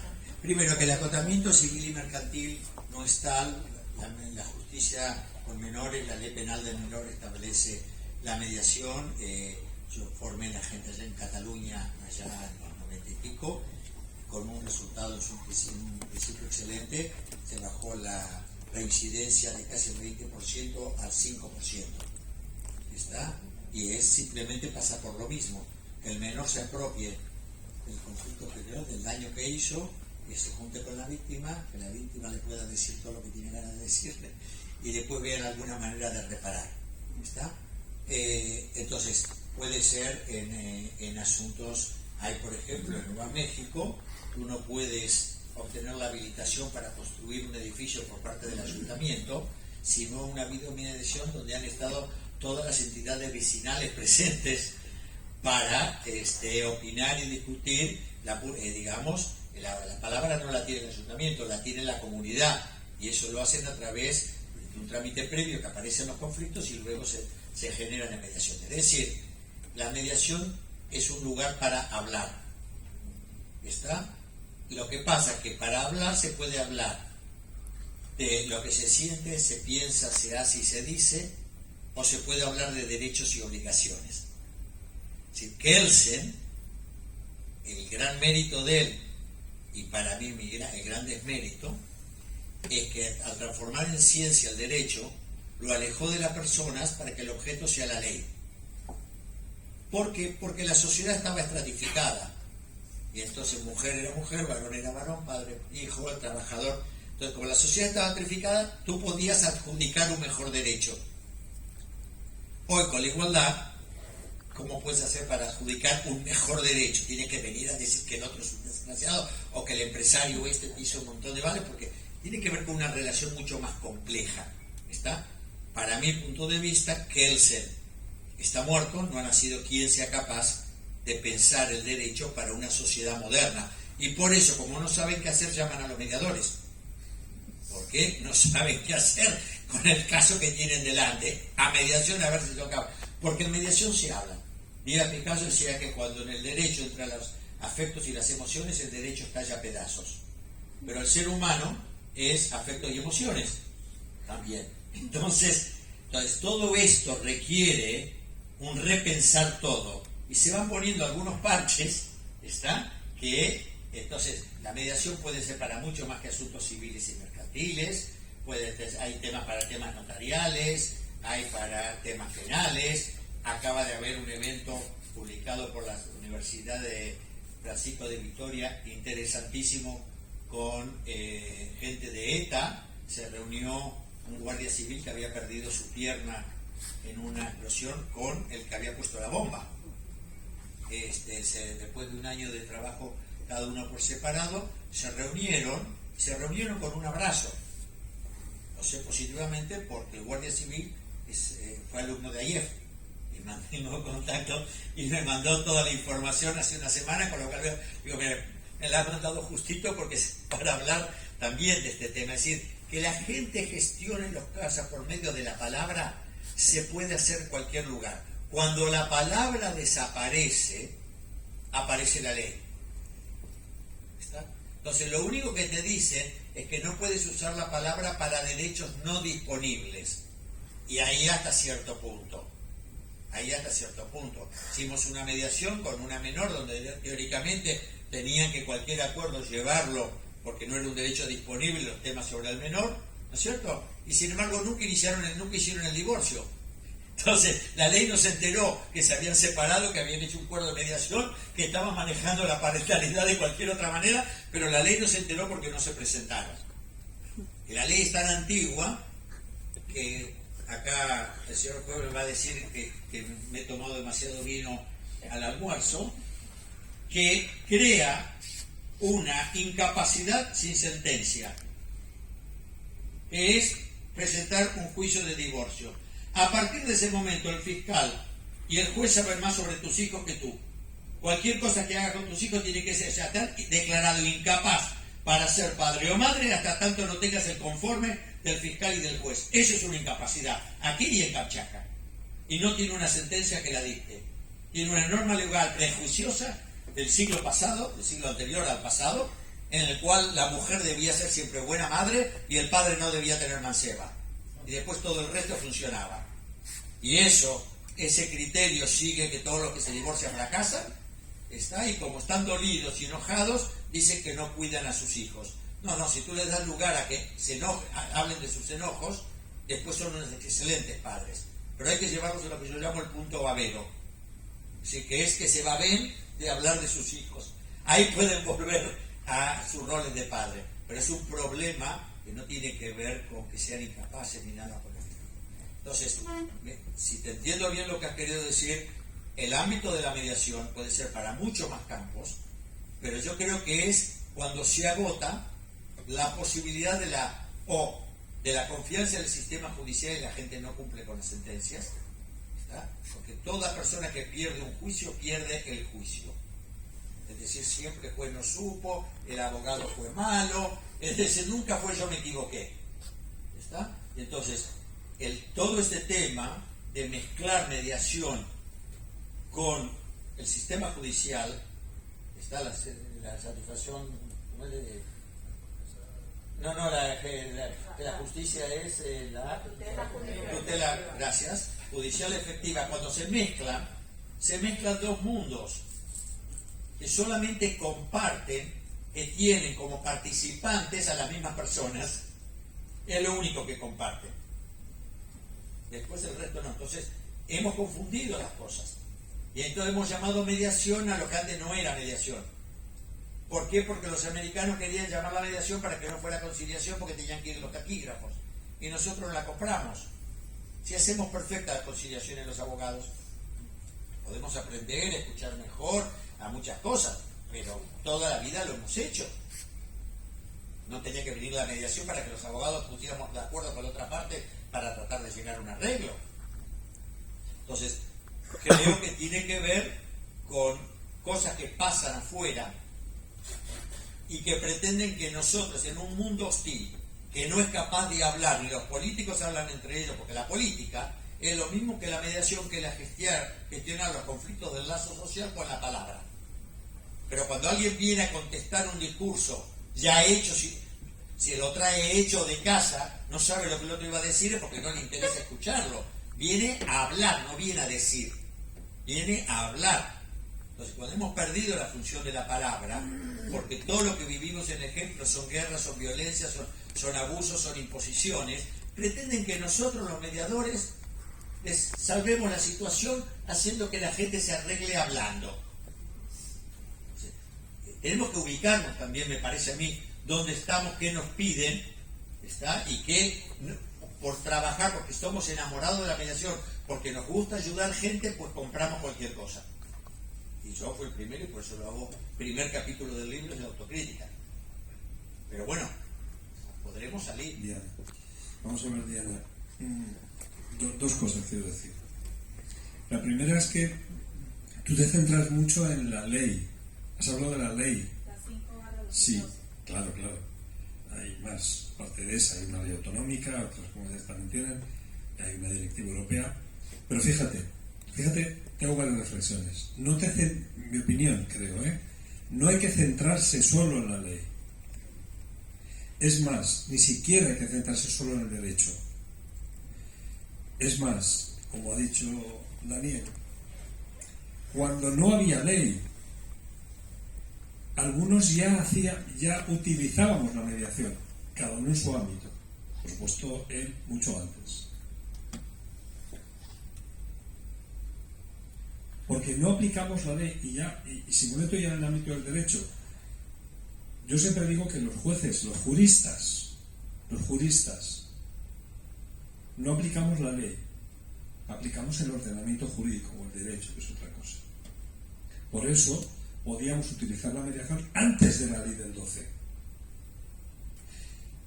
¿Y sabes por qué? Porque es más importante, suelo decir esto y las personas que me han escuchado decir esto muchas veces, es más importante el derecho viviente que el derecho vigente.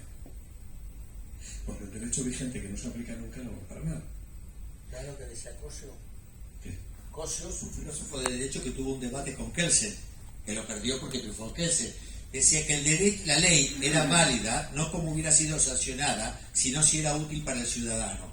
Y si no era útil para el ciudadano, había quedado caducada. Eso hubiera ocurrido con la ley de hipotecas en este país en el año 2008 si se hubiera aplicado el concepto de Cosio. Lo que hizo Kelsen fue ponerle la ley, quitarla del ser humano, como tú bien dices, es decir, y bueno, perdimos en 1930. A ver si retomamos ahora, porque este debate entre Cosio y Kelsen fue en 1930 y nos pasaron por arriba y nos dejaron en derrota, como dice Lelutier. Y luego otra reflexión, muy al hilo de lo que ha dicho Daniel antes, pero que yo quería decirlo, y es la siguiente. Daniel en su libro dice que no hay que hacer actas de mediación, porque lo que se produce son acuerdos. Normalmente se hacen actas de mediación para recoger lo que se dice, y él ha dicho que una de las dos cosas importantes en la mediación es el rotafolios, para poner el espejo, para que tú te veas lo que dices. Sin embargo, no siempre esta es la vía que se utiliza por organismos que nada tienen que ver con el mundo del derecho y que utilizan formas de solución de conflictos pacífica. Fíjate que no estoy hablando de mediación ni de conciliación ni nada, como por ejemplo, lo hemos hablado en la comida, como por ejemplo nuestro Tribunal de las Aguas. El Tribunal de las Aguas, que tiene 1000 años, más de 1000, no es de juristas, porque son agricultores los que de allí. No hace actas. ¿Y sabes por qué no hace actas? Porque no quieren hacer actas. ¿Y sabes por qué no quieren hacer actas? Porque en las actas salen cosas que no es bueno recordar. Lo que pasa es que Daniel tiene delante una mediación y tiene adelante a las personas que tienen el problema y quiere ponerles el espejo delante. Pero cuando tú tienes otro tipo de conflicto, en este caso entre agricultores, y si pones todo lo que se dice, eso va a empeorar más la situación, pues no se hace. Es una forma distinta de ver las cosas. No está alejado, porque cuando yo pongo lo que dicen, primero que no se pone todo lo que se dice porque es imposible, ponen aquello que ellos RQR lo traen, es decir, porque yo creo que la historia del diferendo y las características personales de los actores de esta pieza de teatro, de esta tragedia, está presente en cada cosa que se dice. Entonces, traer aquellas que se apropien de aquellas que les son importantes, que les duelen, que les produjeron problemas, etcétera, etcétera, y que la otra persona lo vea la consecuencia de lo que está pasando, si está de hecho desde la ternura, si está hecho desde el respeto, si está hecho desde que el lugar es seguro y no hay riesgo de que digas nada porque el tercero que está ahí no decide nada. No es lo mismo si esto es una conciliación o si están los abogados presentes, que la gente, todo lo que yo diga puede ser usado en mi contra. La función mediadora requiere de tiempo, espacio seguro donde hay tiempo, y seguridad significa que nada de lo que yo diga puede ser usado en mi contra para ponerlo en el lenguaje normal. Entonces, si las cosas están hechas desde ahí, esto les es útil. Obviamente, en una conciliación yo no lo haría, porque en una conciliación busco el acuerdo, y si busco el acuerdo no voy a tener tan en cuenta la continuidad de la vigencia del acuerdo. Es decir, la mediación es solo útil para gente que tiene alguna necesidad de un vínculo contiguo. ¿Está? Entonces tiene sentido la mediación. En un problema de seguros, en un problema, es decir, no tiene sentido. Es gente o que ha tenido todo un vínculo o que tiene necesidad de tener un vínculo. Es una mediación comercial muy complicada, que como hace muchos años se puede contar sin decir los personajes, pero un señor que vendía unas placas para poner en las computadoras, en los mainframes de todos los bancos, Corte Inglés y todo, las compraba a un inglés, y las placas se empezaron a quemar, y el sistema del banco se caía. Entonces, Lo llaman a este señor que lo llama al inglés y el inglés dice que tú las colocas mal. ¿Cómo las voy a colocar mal? Hace 30 años que tengo una empresa de informática atiendo en los bancos. ¿Cómo voy a estar poniendo esto mal? ¡Bum! Burofax. Jurisdicción inglesa. Tenían que ir a Inglaterra a pleitear. Propusieron la mediación. Primer encuentro de técnicos en Madrid. Segundo encuentro de ejecutivos en Londres. Cuando hice con los técnicos, como les conozco, porque hice 4 años de ingeniería y de estado de muchos, yo sé que cuando se entusiasman a hablar se olvida que son contrapartes. Y se enrollaron a hablar y yo no entendía nada, pero veía los gestos. Y en un momento vi el técnico español la cara de espanto que puso. Digo, ¿me explicas qué es lo que acaban de decir? Nada, que no se pueden hacer más placas de estas porque los componentes no existen. Y lo que pasa es que había 10 equipos, se habían vendido 40 en Alemania, nunca pensamos que se iban a vender 40 en España. Y en vez de decir no tenemos más, empezamos a reparar equipos viejos y por eso se queman. Terminó la mediación, fuimos con los ejecutivos. El ejecutivo de Londres estaba de lo más tranquilo. La quiebra iba a ser de la empresa de acá. Todos los bancos le iban a demandar porque, ojo, eran equipos de muy caros. Cientos de miles de euros y el mantenimiento del negocio realmente. Hasta que le hago una pregunta al inglés y le digo, ahora no entiendo, porque usted habla de esto y el Deutsche Bank de Madrid no tiene conexión con el Deutsche Bank de París ni con el Deutsche Bank de Berlín. Bueno, creo que tendríamos que resolverlo. Mire, le voy a contar, le dijo en español. Hay un norteamericano que tiene un producto que es mejor que el que yo le di a usted, pero no tan bueno como el que va a salir. Dice, y está desesperado por entrar. Si usted lo va a ver y le dice que le mete 40 equipos en España, se los va a dar gratis para seguir cobrando el mantenimiento.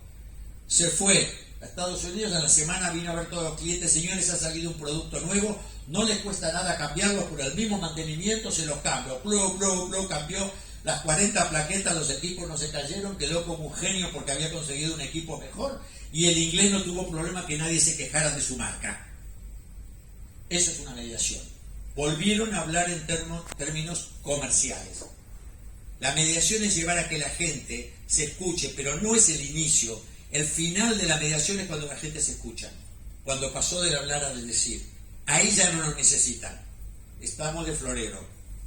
Está para cobrar, por lo menos algo. Pero es decir, ahí están en otra historia. Y cuando están en otra historia, lo resuelven como esta señora que se fue a trabajar de limpiar oficinas, este señor que le dio la pauta, y así se resuelven las mediaciones. Los acuerdos, si los hay, son de esta naturaleza. Hicimos perdón, con esto termino porque sé las horas, pero que es inverosímil. Llegamos a tomar un servicio en Madrid. El primer día cae un señor desesperado, vino ayer a mi casa la mediadora diciendo que como cerraban el servicio tenía que firmar el acuerdo, me vino a ver a mi casa, yo lo firmé y cuando se lo llevé al abogado esta mañana me puso una pensión compensatoria de 500.000 euros. El señor tenía mucho dinero, pero una pensión compensatoria de 500.000 euros contados. El señor estaba desesperado. Bueno, la llamamos a la señora. ¿Sabes lo que pasó? No se querían separar. Esa fue la proyección de la mediadora. Era una militante de género. Lo separó, le consiguió 500.000 euros. Y vinieron y se pusieron a hablar y al segundo día rompieron todos los papeles y lo que les pasaba era otra cosa. Un ayuntamiento con la apoyatura psicológica la pudo elaborar y siguen casados. O sea, esto me refiero que hay que tener claro para qué se sienta uno en la silla de la persona mediadora. Hagan lo que quieran, no tienen que elegir, yo no digo ninguna verdad, pero sí sean coherentes de tener claro para qué se sienten ahí y hagan lo que creen que tienen que hacer para estar sentados ahí. Es mi única experiencia que puedo. Equipo de amantes de la mediación, me encanta que nos reunamos, vamos a hacer más eventos de mediación, que lo necesitamos. Necesitamos motivación, necesitamos vernos, juntarnos, hablar y muchísimas gracias a Daniel, que la verdad es que ha sido también muy enriquecedor. Creo que estaremos de acuerdo todos en esto Y nada, ahora como ha dicho Mercedes, al final de la mesa están los libros para quien quiera adquirirlos o el que los tenga, si quiere alguna dedicatoria. Y Daniel tiene tiempo porque creo que tiene que coger el AVE pronto. Tiene un ratito, así que pase a la mesa.